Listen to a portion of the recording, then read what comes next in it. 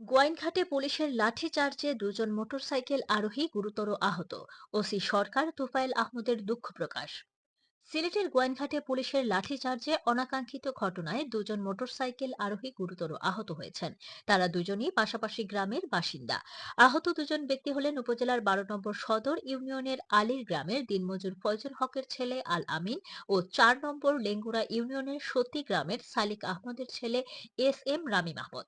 জানা যায়, 6 মার্চ রাত আনুমানিক 1 ঘটিকার সময় গোয়াইনঘাট সবজি বাজার থেকে মোটরসাইকেল যুগে বাড়িতে যাওয়ার পথে বাইপাস সংলগ্ন দুটি ব্রিজের মধ্যবর্তী স্থানে পৌঁছলে সাইকেলের গতিরোধ না করে চলন্ত অবস্থায় কোনো কিছু জিজ্ঞেস না করেই তাদেরকে পুলিশ মারপিট শুরু করে। আলামিনের মাথায় পুলিশের লোহার পাইপের আঘাতে মাথা ফেটে যায় ও শরীরের বিভিন্ন জায়গায় গুরুতর রক্তাক্ত ও জখম হয়। অপরদিকে ড্রাইভিং এ থাকা রামিম আহমদও পুলিশের লাঠির আঘাতে গুরুতর রক্তাক্ত ও জখম হন। বর্তমানে আলামিনের মাথায় 4টি সেলাই রয়েছে এবং সে গোয়াইনঘাট উপজেলা স্বাস্থ্য কমপ্লেক্সে চিকিৎসাধীন রয়েছেন। অপরদিকে রামিম আহমদ প্রাথমিক চিকিৎসা নিয়ে বাড়িতে গেছেন।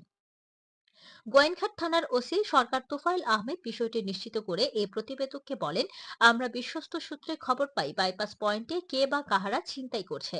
তাৎক্ষণিক পুলিশ ঘটনাস্থলে উপস্থিত হলে কে বা কাহারা রাতের অন্ধকারে দেশীয় অস্ত্রশস্ত্রে সজ্জিত হয়ে পুলিশের উপর আক্রমণ করে এবং ঘটনাস্থলে আমরা একজনকে আটক করে কোর্টে প্রেরণ করেছি।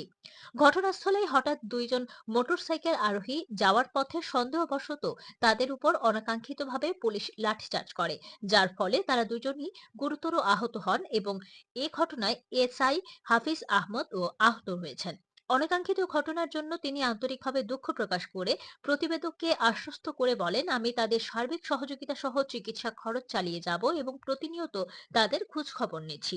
তিনি আরো বলেন, অতি দ্রুতই পুলিশের উপর আক্রমণকারীদের আইনের আওতায় নিয়ে আসবো এবং আইনি বিষয় প্রক্রিয়াধীন আছে। ও আগে ড্রাইভার লিয়া সত্যি ড্রাইভারে গাড়ি পাইছি না বাজারও তারা কইলাম আমার এনে টান মাইনে দিয়া আমার কাছে টেকা নাই এ হলে তো আর চল উপরে আমরা যাওয়া কালি বাইপাসেরও আনো গেছি যাওয়ার পরে ওখান থেকে আইসেন লাঠি উঠি লই আমরা তো কিচ্ছু জানি না আমরা আবার সাইকেল খালি সোলো করছি আর আমরা ইয়া মাইর আরম্ভ করছেন সাইকেল থেকে ফালাইয়া এরপরে আর কিছু কইতে পারি না আমি মাথা ঘুরে পড়ে গেছি পুলিশ ওখানে আসলাই না সব দেখছি লাঠি লইয়া নাম জানাস না কারো? নাম জানি না কারোর দেখারও সুযোগ পাইছি না আন্দাই আসলে এই মাইর আরম্ভ করছেন সবে আমি মাটিত পড়ে গেছি বা আর কিচ্ছু দেখছি না তোর লগরি কই?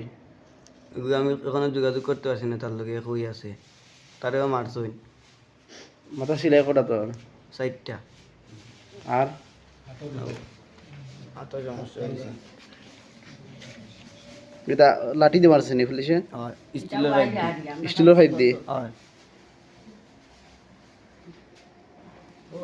আর আর কোন পাও আছে অনু অনু বাইর মারছে